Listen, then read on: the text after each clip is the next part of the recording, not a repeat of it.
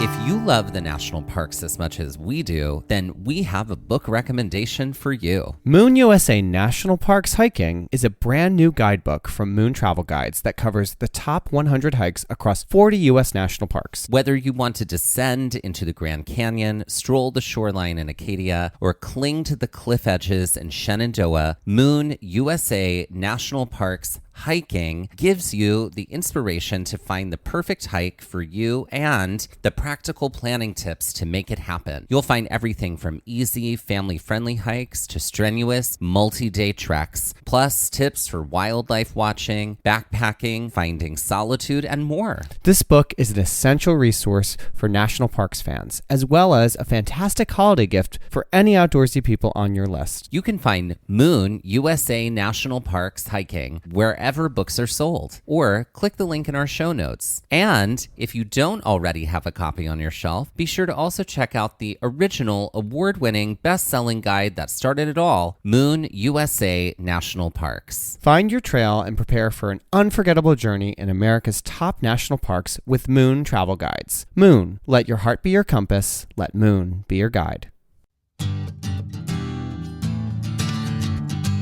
Hello and welcome to Trail Mix by Gaze at the National Parks, the podcast. I'm Mike. And I'm Dusty. If you're joining us for the first time, Trail Mix is the short format episodes of our show, while our long format episodes explore one hiking trail in one national park, one park at a time. Trail Mix usually allows us to dive deeper into the things we didn't get to cover in the long format episodes, including interviews, history, science, and environmental justice, but also the politics that impact our public lands. That's right, and this episode is all about recent decisions by the Department of the Interior that will impact visitation to the national parks in the coming years.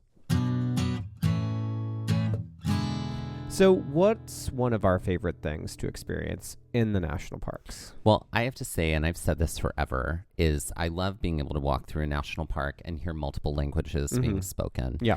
That was something I experienced the first time I ever, with full knowledge, went to a national park. Sure. Because I had been to two prior to that and didn't realize that I was in a national park. I remember that first time in Zion because outside of English, we heard Spanish, we heard Mandarin, we heard French, and I think we heard German at one point. And I loved it. Yeah, I loved great. it. It's one of the beautiful things. It's a wonderful way to meet people. It's a wonderful way to learn about other people. I feel like it underscores the fact that outdoor spaces are for everyone. Yeah, no matter absolutely where you come from, what your background is. Like, they should be accessible to everybody. And I think it just is, it's part of the beauty of the outdoors. It's like, it's a space that we can all enjoy, that there needs to be no interpretation. Like, you can go to a national park and not be able to read any of the signage within reason and still have a wonderful time. Like, obviously you want to pay attention to safety signs, and those are often presented in multiple languages, but you could go to any of those spaces, have a wonderful time. It's like going to an art museum. You don't necessarily need to be able to read the language of the museum that you're in. You can appreciate the art for what it is, just like you can appreciate the outdoors and appreciate nature for what it is without any sort of language barrier. Yes. Yeah. Yeah. And I think, and we are completely aligned here, is that it is important that our outdoor spaces remain for everyone. Right. It's part of what makes us able to share America with other people. And it is one of the things that... sort of a bedrock of the country, even though we like to forget that. Correct. Every few decades or so. Correct. It is. We're like, or at least some of us, I should say, are like, no, only for Americans. Right. Well, here is the rub, as it were. In their infinite wisdom and American first xenophobia-laden dreams, this administration, specifically Doug Burgum, current Secretary of the Interior, has announced some drastic changes to the entrance fees of the national parks taking place in 2026. While the standard fee for the America the Beautiful Pass, which gets U.S. residents access to all 433 units of the National Park Service, will remain at the $80 fee, even though it was announced as though it was a screaming new deal, international visitors will have greater economic barriers to entering the national parks throughout the U.S. Non-residents will now have a choice of a $250 annual pass or paying $100 more per person per entrance to 11 of the most popular national parks in the park system, which include Acadia, Bryce Canyon, Everglades, Glacier, Grand Canyon, Grand Tetons, Rocky Mountain, Sequoia and Kings Canyon, Yellowstone, Yosemite, and Zion National Parks. That $100 would be on top of the typical day rate for entrance. The logic behind this luminous decision is that Americans who are already supporting the parks through their tax dollars shouldn't have to shoulder more of the burden for entrance to the parks, but non-residents who offer nothing of value, hear the sarcasm there, should. On top of this, fee-free entrance days to the national parks will increase this coming year, but these days are for U.S. residents only. Some of these new fee-free days include July 3rd, 4th, and 5th to celebrate the 250th anniversary of the U.S., September 17th, which is Constitution Day, October 27th, which is the birthday of Theodore Roosevelt, and June 14th, which is Flag Day, but also the birthday of our current sitting president. More on that egomania later. Some would argue that the fee increases for foreign visitors is a corrective action, considering when Americans travel abroad, they often find tourist taxes levied against them in places they may be staying, like other tourists of other nationalities who are also visiting these spaces. However, we would argue that this rate increase makes the parks themselves cost prohibitive in comparison to tourist taxes elsewhere. Increasing the fees for international travelers to visit these natural spaces is incredibly pointed and acts as a big "you're not welcome" sign to visitors. Visitors who have already stopped coming to the U.S. as international visitation has declined in large part to the policies of this current administration, both in regards to travel bans and economic policies that are impacting many on a global scale. International travelers add economic boon to the places they visit, including the national parks and the small but important gateway communities that border on national parks. In the same way that the government shutdown of this year has marred the parks, both economically and environmentally, this new policy will definitely present a downturn of visitation from the international community. And all in the name of fiscal responsibility. Question mark? We won't argue that the national parks should be better funded, but not at the cost of the visitor, or not in a way that makes the parks cost prohibitive for residents or non-residents alike. The commodification of these natural resources, which belong to everyone, feels exactly like it has all along under this administration. Business people trying to make a national park more like an amusement park and turn a better and bigger profit.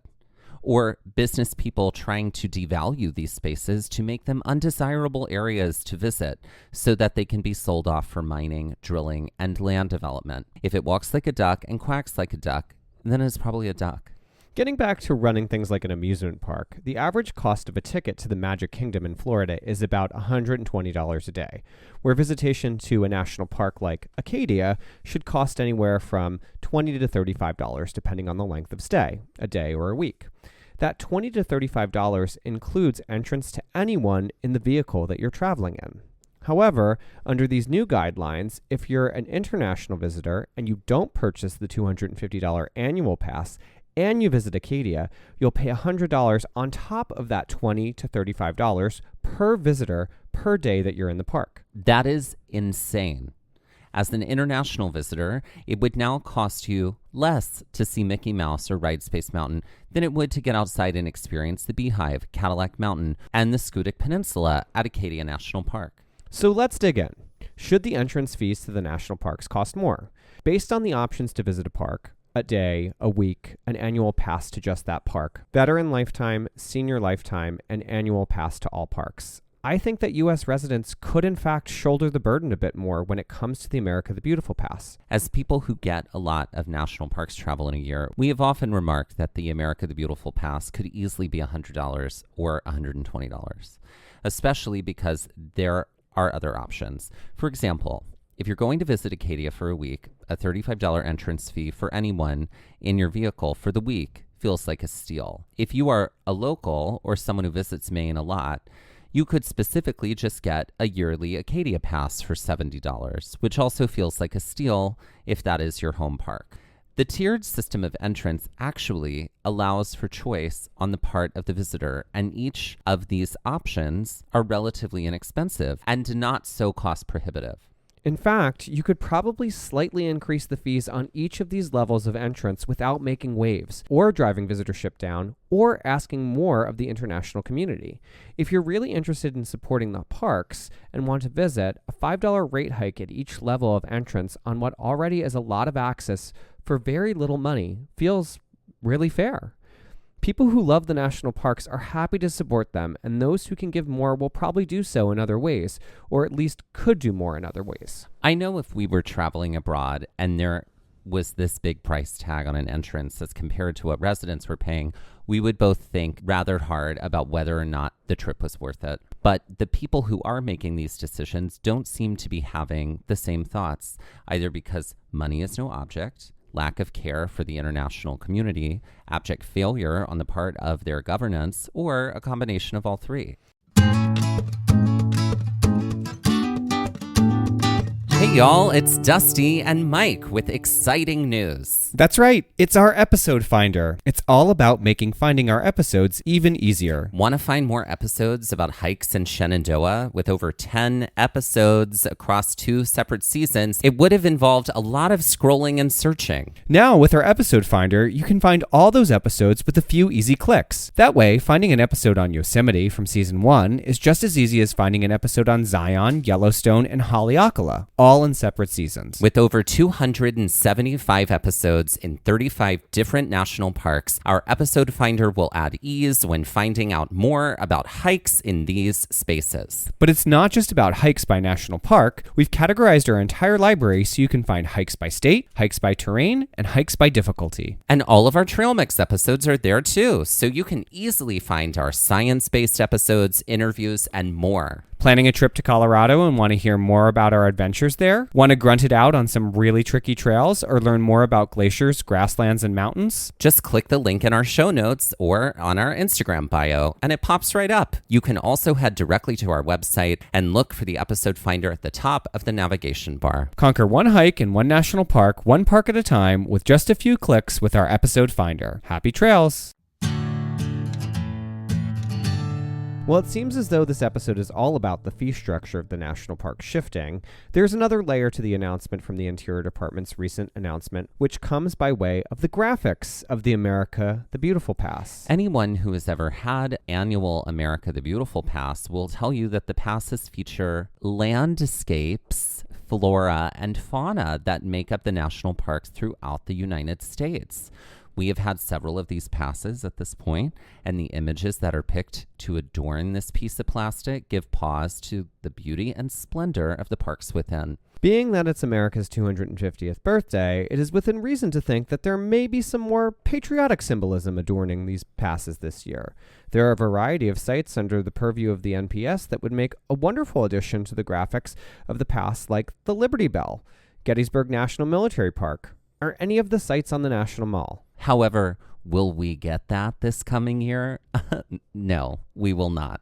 Because the person who shares a birthday with Flag Day, our current sitting president, will adorn the card himself alongside an image of George Washington. Barf. Yeah, I don't need to see his face anywhere, least of all on this annual pass to the national parks.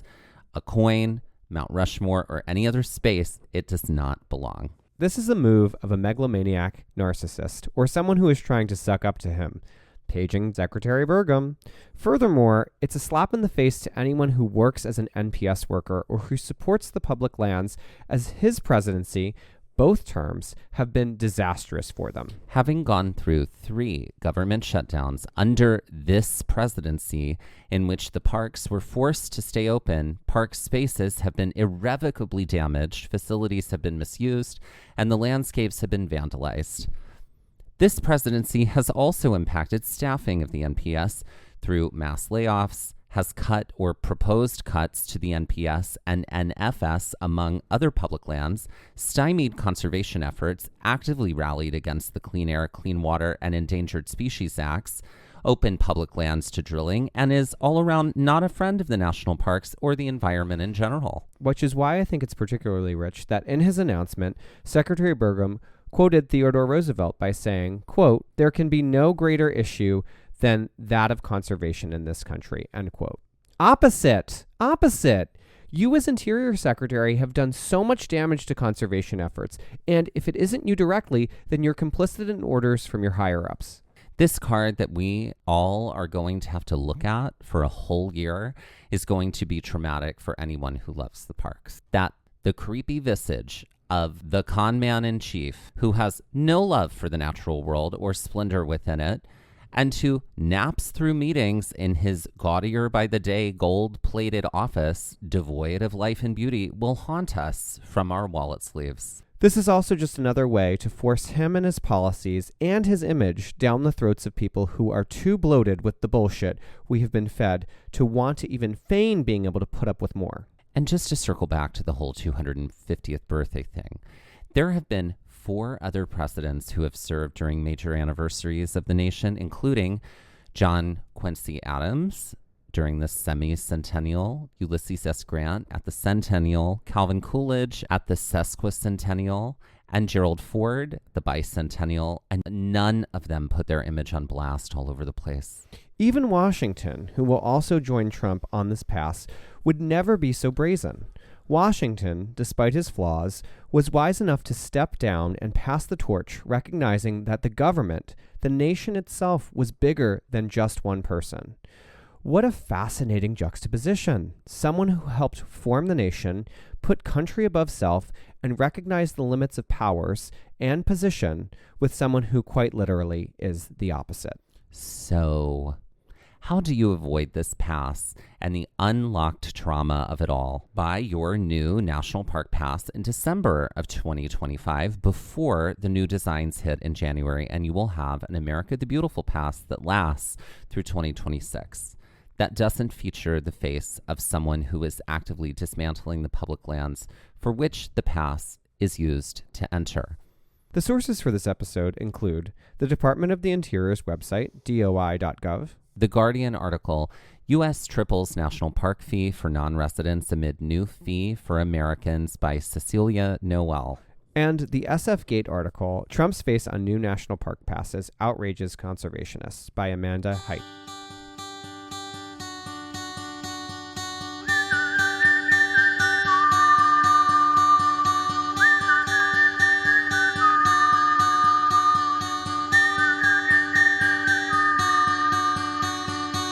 Looking for more episodes like the one you just heard? Then be sure to check out our episode finder for episodes by park, state, hiking difficulty, and terrain, as well as all of our Trail Mix episodes in one helpful place. Click the link in the show notes of this episode, our Instagram bio, or visit our website to make your listening experience even easier. This has been Gaze at the National Parks, the podcast, and we're here to remind you to hike early and hike often, and that adventure is always out there. Gaze at the National Parks was created, produced, edited, and hosted by us, Dustin Ballard and Michael Ryan. To see images from this episode, follow our Instagram at Gaze at the National Parks. To contact us, email us at gazeatthenationalparks@gmail.com. And to find out more about the parks visited on this show, visit our website, gazeatthenationalparks.com. That's Gaze, G-A-Z-E. All original artwork featured on Instagram and on our website is by me, Michael Ryan. All original music was written and performed by Dave Seaman and Mariella Klinger, with Sean Sklios on guitar. Our music producer is Skylar Fortgang. We would also like to acknowledge that while recording this episode that we were on the traditional and stolen lands of the Lenape people, also known as New Jersey.